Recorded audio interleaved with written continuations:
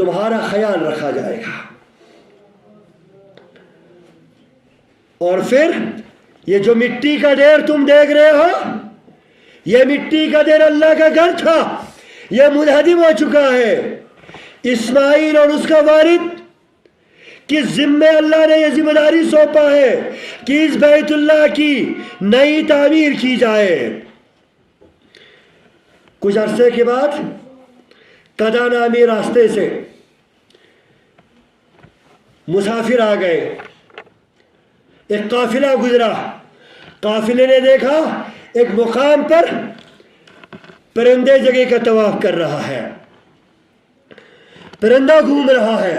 کہا جاؤ، جا کے دیکھاؤ. ایک دو آدمی سے کہا جا کے دیکھاؤ، شاید ہمیں لگتا ہے کہ وہاں کہیں پانی ہے.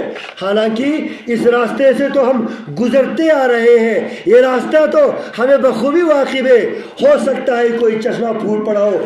دیکھاؤ پرندے طواف کر رہا ہے، پرندے منڈلا رہا ہے. وہاں گئے تو انہوں نے دیکھا کہ وہاں چشمہ ہے اور چشمے کے گرد ایک خاتون ایک بچے کو اٹھائے ہوئے بیٹھی ہے. اپنی ساتھیوں کو جا کر خبر کر دی.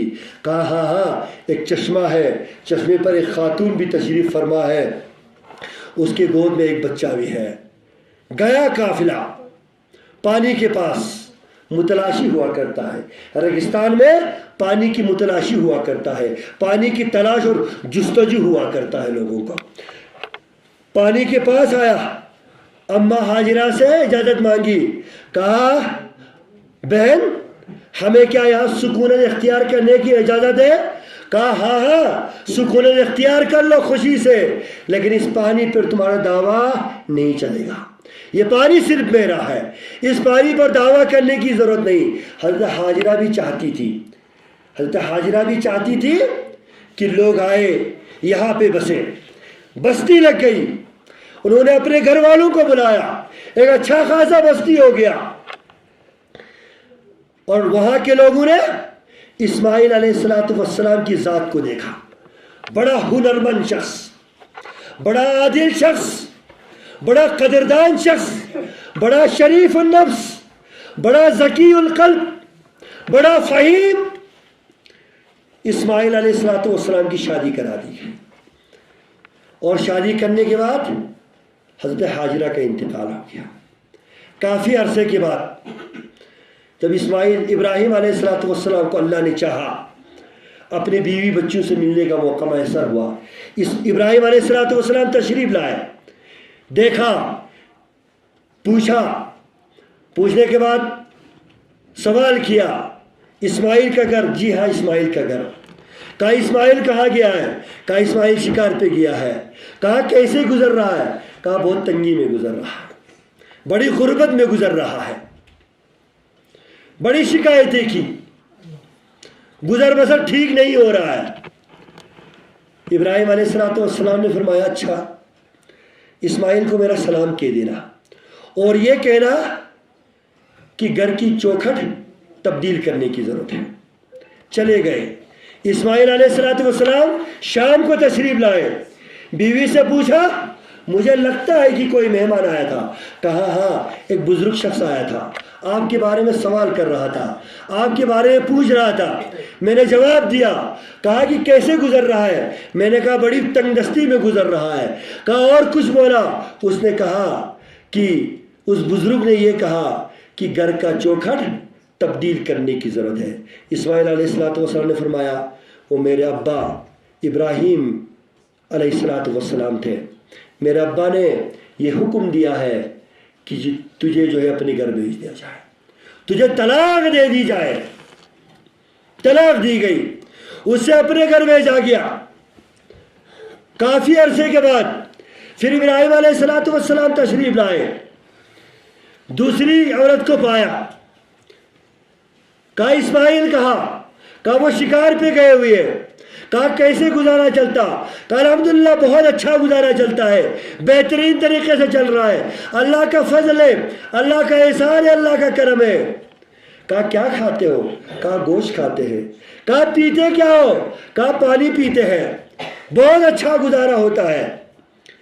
کہا اسماعیل کو میرا سلام بول دینا، اور اسماعیل سے یہ کہہ دینا اب گھر کی چوکھٹ تبدیل کرنے کی ضرورت نہیں ہے. گھر کی چوکھٹ کا خوب خیال رکھا جائے, اس کی خدمت کی جائے اور اس کے جائز مقاصد اور جائز کام پورے کیا جائے. واپس چلے گئے. اسماعیل علیہ السلام شکار سے واپس تشریف لائے. واپس تشریف لانے کے بعد پوچھا شاید آج کوئی مہمان آیا تھا. کہا ہاں ہاں مہمان تو آیا تھا, ایک بزرگ شخص تھا, نہایت حلیم تھا, بردبار تھا, بڑے پیار اور محبت سے باتیں کرنے والا, نرم گور نرم دل طبیعت کے تھے. کہا کیا کہا؟ کہا آپ کے بارے میں پوچھا. کہا تو نے کیا کہا؟ کہا میں نے کہا شکار پہ گئے ہیں. کہا پھر کیا سوال کی؟ کہا سوال کیا کہ کیسے گزر بسر ہو رہا ہے. تو نے کیا جواب دیا؟ کہا الحمدللہ گزر بسر اچھا ہو رہا ہے. پھر کیا سوال کی؟ کہا سوال کیا کھاتے کیا ہو؟ میں نے کہا گوشت کھاتا ہے. پیتے کیا ہو؟ کہا میں نے کہا ہم پانی پیتے ہیں. اور کیا سوال کی اور کیا کہا؟ اور آپ کو سلام کہا, اور آپ کو سلام کرنے کے بعد, سلام کہنے کے بعد یہ کہا گھر کی چوکھٹ تبدیل کرنے کی ضرورت نہیں ہے. گھر کی چوکھٹ تبدیل کرنے کی ضرورت نہیں ہے. اور دعا دے کر وہ بزرگ چلا گیا. اللہ کے حبیب صلی اللہ علیہ وسلم نے فرمایا, ابراہیم علیہ السلام نے دعا دی, اللہ تمہاری گوشت میں برکت دے, اللہ تمہاری پانی میں برکت دے. اللہ کے حبیب فرماتے ہیں اگر اس وقت کھیتی باڑی ہوتی تو ابراہیم علیہ السلام اناج کی دعا دیتی تو پھر عرب جو ہے زرخیز ہو جاتا. آج عرب میں مویشیوں کی برمار, آب زمزم بے تحاشا, پوری دنیا میں آب زمزم کی تبرکات آتے جاتے ہیں. عمرہ جانے والے بھی لے آتے, حجاج کرام بھی لے آتے ہیں. اتنی برکت, یہ برکتیں, ان برکتوں کا نتیجہ یہ ابراہیم علیہ السلام کی دعا ہے. دعا دینے کے بعد نکل گئے تو ابراہیم علیہ السلام کے بیٹے اسماعیل نے کہا میرے ابا تھے ابراہیم علیہ نبی علیہ السلام, وہ تم سے خوش ہو کر چلے گئے, تمہیں دعا دے کر چلے گئے. میرے ابا کا کہنے کا یہ مقصد ہے کہ تمہاری حفاظت کی جائے, تمہیں دیکھا جائے, تمہیں خیال رکھا جائے تمہارا.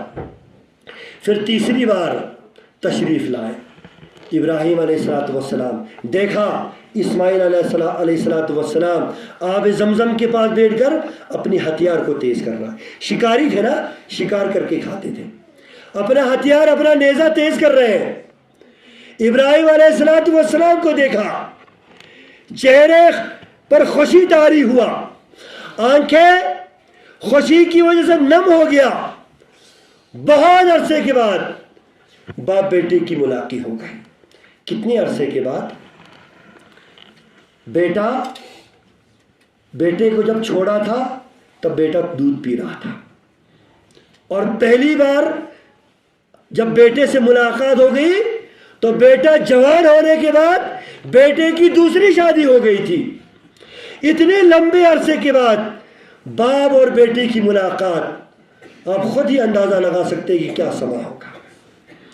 خوشی کی کیا انتہا ہوگی, کس قدر باپ بیٹے کے اندر مسرت ہوئی ہوگی, کس قدر ایک دوسرے سے گلے ملا کر روئے ہوں گے, گرم مجوسی سے ایک دوسرے کا استقبال کیا ہوگا.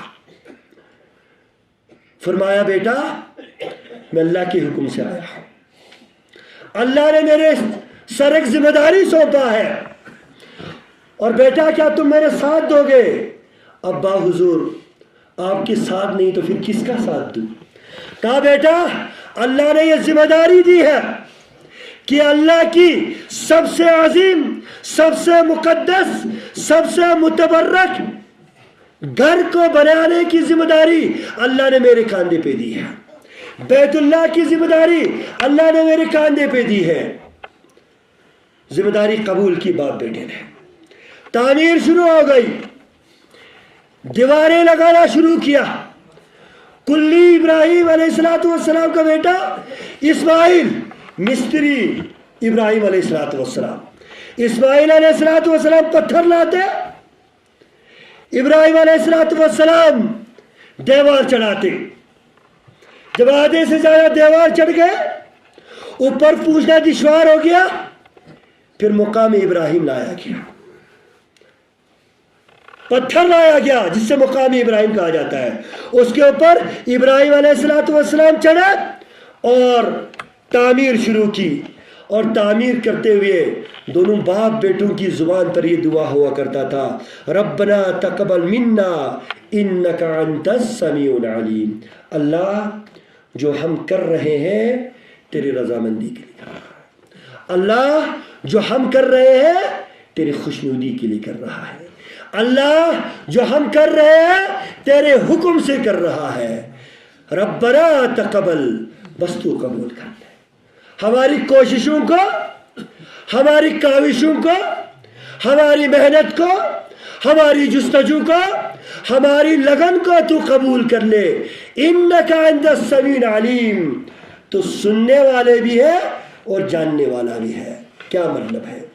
اس وقت ہم جو کر رہا ہے، گرمی میں پسینے میں شرابور، دو ہی شخص، باپ مستری، بیٹا مزدور، بیٹا پتھر ڈھو کے لا رہا ہے، باپ پتھر پہ پتھر چڑھا رہا ہے، تھکان کا عالم، پسینے کا عالم، پروردگار عالم انک انت السمیع العلیم، تو جاننے والا ہے، تو دیکھ رہا ہے ہم کس قدر محنت کر رہا ہے، ہم کس قدر جستجو کر رہا ہے، اور ہم اپنی زبان سے جن الفاظ کا استعمال کر رہا ہے تو ان الفاظ کو سننے والا ہے۔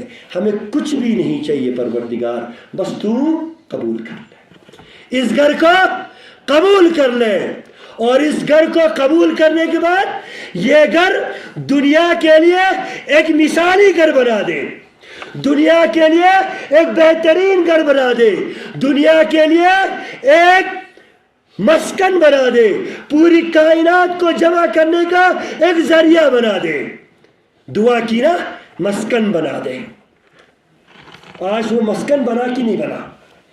آج کائنات کے کونے کونے سے لوگ صرف اور صرف اس گھر کی زیارت کے لیے جاتا ہے، کائنات کی ہر کونے سے۔ ایک لمحہ دن کا، ایک لمحہ رات کا خالی نہیں ہوتا، یہ ہم نے حجاج کرام کی زبانی سنا ہے، عمرہ کرنے والے جو گئے ہیں ان کی زبانی بھی سنا ہے۔ ہم رات کو 1 بجے اٹھ کے دیکھا تو لوگ طواف کر رہے تھے، ہم دن میں گئے تو طواف کر رہے تھے، ہم 10 بجے گئے تو یعنی کسی بھی ٹائم، کسی بھی مقام پہ ہم گئے تو ہم نے کعبہ کو کبھی خالی نہیں پایا۔ جب بھی ہم نے کعبے کو دیکھا تو کعبے کے ارد گرد لوگوں کو طواف کرتے ہوئے، لوگوں کو زیارت کرتے ہوئے پایا۔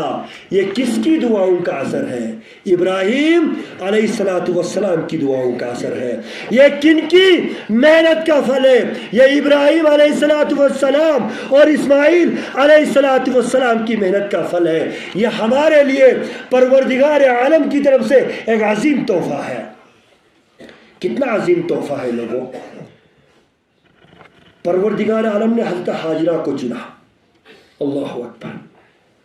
ابراہیم علیہ السلام کو چنا، اور اسماعیل علیہ السلام کی بیوی حضرت سارہ بھی تو تھی، اور ابراہیم علیہ السلام کی بیوی میں حضرت حاجرہ کو چنا، اور بیٹوں میں حضرت اسماعیل کو چنا، اور چننے کے بعد اس جگہ پر بسایا، اور جس جگہ اس ماں نے اوپر سے نیچے، نیچے سے اوپر 7 چکر لگایا، پانی کی تلاش میں اپنی دامن کو اٹھا کر 7 چکر لگایا، اللہ نے پروردگار عالم نے اس کی سعی حاجیوں پر فرض کر دیا۔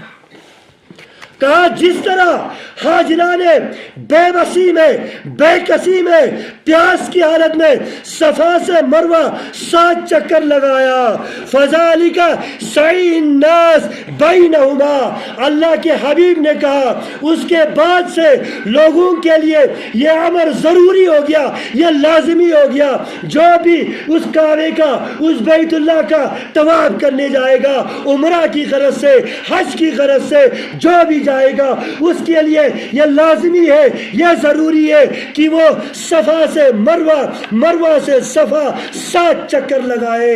یہ میری چہتی بندی حضرت حاجرہ کی سنت ہے۔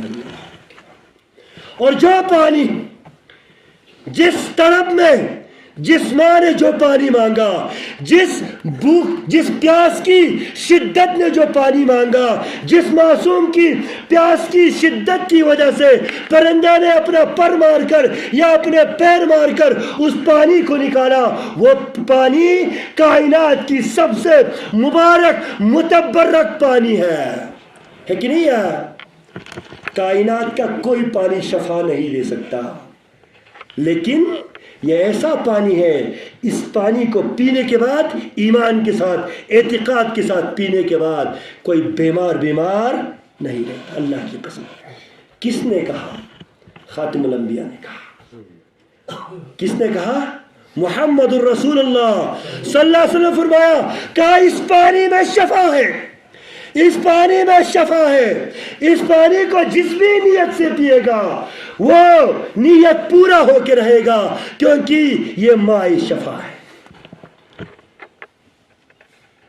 لیکن ایمان، اعتقاد، بے نمازی ہوگا، قبلہ کبھی مڑے گا نہیں اور شفا کی امیدیں کرے گا، نماز نہیں پڑھے گا اللہ سے شفا کی امید کرے گا، قرآن کبھی پڑھے گا نہیں اللہ سے شفا کی امید کرے گا، نہ، ایسا نہیں ہوتا بھیا۔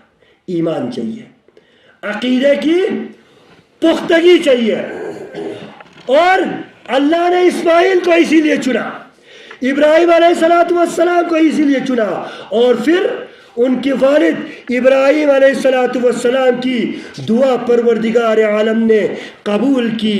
آج کائنات کا سب سے عظیم، سب سے مبارک، سب سے متبرک جگہ ہے، جس کے بارے میں اللہ کے حبیب نے تمنا کی، کاش، کیا فرمایا؟ کاش میرا قبیلہ، کاش میرے قوم، کاش مکے والے مجھ پہ تشدد نہیں کرتا، کاش مکے والوں نے مجھے اس زمین کو چھوڑنے پر مجبور نہیں کیا ہوتا۔ اے مکہ، میں تم سے مخاطب ہو کر کہتا ہوں، اللہ کی قسم کھا کر کہتا ہوں کہ میں تجھے کبھی نہیں چھوڑتا۔ وہ مقدس زمین، اس مقدس زمین کی برکتیں حاصل کرنے حجاج کرام جا رہا ہے۔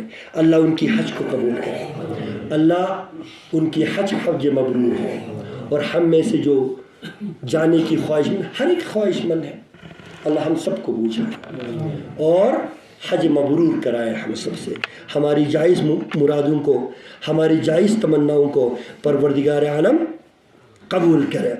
ابراہیم علیہ السلام اور اسماعیل علیہ السلام نے بنانا شروع کیا۔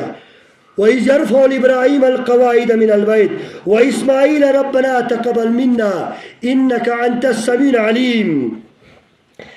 وَإِذْ يَرْفَعُ إِبْرَاهِيمُ الْقَوَاعِدَ مِنَ الْبَيْتِ، یاد کرو ابراہیم علیہ السلام کو جب اس نے بنیاد ڈالی، کس کی؟ بیت اللہ کی، تو انہوں نے دعا کی، اے ہمارے پروردگار، ہماری خدمت قبول کر لے، بے شک تو ہی سننے والا ہے، تو ہی جاننے والا ہے۔ اس سے پتہ چلا کہ خانہ کعبہ ابراہیم علیہ السلام اور اسماعیل علیہ السلام کی بنیادوں پر بنائی ہوئی ہے، لیکن مختلف کتابوں میں مختلف حوالہ ملتا ہے۔ بعض مفسرین کہتے ہیں کہ یہ آدم علیہ السلام کی بنی ہوئی ہے، اور بعض جگہوں میں آتا ہے کہ یہ فرشتوں کی بنی ہوئی تھی۔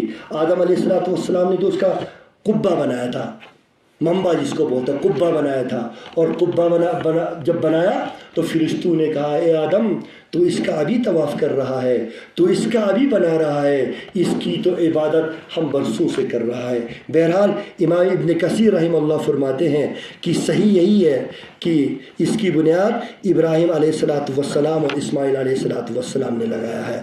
اللہ کا سب سے پہلا گھر بیت اللہ، سب سے عظیم گھر بیت اللہ، اور سب سے متبرک گھر بیت اللہ۔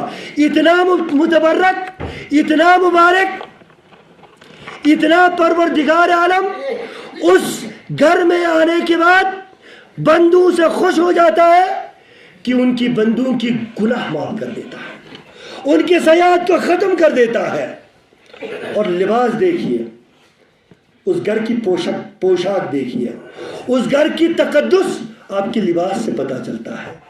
اس گھر میں جب داخل ہو تو تم اپنا لباس نہ پہنو، تم اپنا لباس نہ پہنو، بلکہ تم وہ لباس پہنو جو تمہارے سفر کا آخری لباس، جو تمہارے سفر کا کفن۔ آپ نے بنا سفید کے اور کسی کپڑوں میں دیکھا مردوں کو؟ عورتوں کے لیے مباح ہے سفید لباس۔ اس چیز کا درس دیا جا رہا ہے کہ تم اسی طرح پاک و صاف ہو کے جاؤ گے یہاں سے جس طرح تم اپنی ماں کی کوکھ سے صاف پاک منزہ اور متبرک تھا، بے نقص تھا، بے عیب تھا، معصوم تھا۔ اس گھر میں آنے کے بعد تم اسی طرح تمہیں صاف کر دیا جائے گا جس طرح تم نے اپنے ماں کی کوکھ سے جنم لیا۔ لیکن مسئلہ یہاں یہ پیدا ہوتا ہے کہ صاف ہونے کی خواہش اگر کوئی رکھے، ٹھیک ہے باپ دادوں نے حج کیا، میں نے بھی حج کیا، لوگ جا رہا ہے میں بھی جا رہا ہوں، ریٹائرمنٹ کے بعد میرے چچے بھی گئے تھے، میرے دادے بھی گئے تھے، میرے رشتہ دار بھی گئے تھے، میرے بھائی بھی گیا تھا، میرے والد بھی گیا تھا، ہمارے آس پڑوس کے لوگ بھی جاتے ہیں، چلو ریٹائرمنٹ کے بعد ایک کام رہتا ہے کہ حج ہی کر لو۔ اگر یہ ارادہ ہے تو پھر ٹھیک نہیں ہے وہ ارادہ۔ اگر یہ ارادہ ہے کہ میں نے اس دنیا میں رہتے ہوئے 20 30 40 50 60 سالہ زندگی میں ابھی تک کی زندگی میں اتنے گناہ کیا ہے، اتنے سیئات کیا ہے، اتنے سارے ایسے کام کیا ہے جو اللہ کے یہاں جائز نہیں تھا، میں ان کاموں کو دھونے کے لیے، اپنے رب کو راضی کرنے کے لیے، اپنے رب کی دربار میں، اپنے رب کی بارگاہ میں جا رہا ہوں اور ایک فریضہ ادا کرنے کے لیے جا رہا ہوں، اپنے آپ کو صاف شفاف اور منزہ کر کے واپس لانے جا رہا ہوں، تو پھر مبارک ہے، پھر اللہ آپ کی حج کو قبول کرے۔ سفید کفن میں یہ درس ہے، سفید کپڑا پہن کے آپ جائیں گے، اس گھر کی وہ عصمت ہے۔ ایک یونیفارم آپ کو دیا، ایک وردی دیا، یہ وردی پہنے گا آپ اندر داخل ہو، اور کوئی معمولی جگہ نہیں، 1 رکعت نماز پڑھ لے، 1 لاکھ نماز پڑھنے کا 1 رکعت آپ نے نماز پڑھی ایک رکعت پڑھنے میں کتنا ٹائم لگتا ہے؟ 3 منٹ 5 منٹ، بڑی ایمان، بڑی اعتقاد، بڑی جسارت کے ساتھ، بڑی خشوع و خضوع کے ساتھ ہم نے پڑھا، 1 منٹ کے لیے 5 منٹ لگا دیا۔ آپ نے 5 منٹ میں 1 رکعت ادا کی، پروردگار عالم نے آپ کے حق میں پروانہ جاری کر دیا، کرامن کاتبین سے بولا یہ میرا مہمان ہے، یہ میرے گھر کا مہمان ہے، اور میں اپنے گھر کے مہمانوں کو خالی ہاتھ نہیں لوٹاتا، میں تو عام مساجد سے لوگوں کو واپس نہیں لوٹتا، میں تو گھروں میں سجدہ کرنے والوں کو واپس نہیں لوٹاتا، جا اس کے نامہ اعمال میں 1 نماز کا 1 لاکھ نیکیاں لکھتے ہیں۔ تو حجاج کرام جو جا رہے ہیں، اللہ آپ لوگوں کی حج کو قبول کرے، اپنی دعاؤں میں ہمیں بھی یاد کرے، بڑی اخلاص کے ساتھ، بڑی متانت کے ساتھ، کوئی جلدی نہیں، آرام سے اپنا فریضہ پورا کرے، اور درس حاصل کرے جانے سے پہلے، علماء کے ساتھ بیٹھ کے آپ کو جو ٹریننگ وغیرہ کرایا جاتا ہے پوری طرح آپ باخبر اور باور ہو کے آپ کو یہاں سے جانا ہے. اگر کوئی ارکان چھٹا تو پھر بعد میں پچھتاوے کے سوا آپ کو کچھ حاصل نہیں ہوگا. اللہ تعالیٰ آپ کی حج کو قبول کرے. اپنے لیے ہم سب کے لیے دعا کرے. بارک اللہ لنا ولکم فی القرآن العظیم ونفعنا وإیاکم بالآیات وذکر الحکیم انہ تعالی جواد کریم مالک بر رب الرؤوف الرحیم.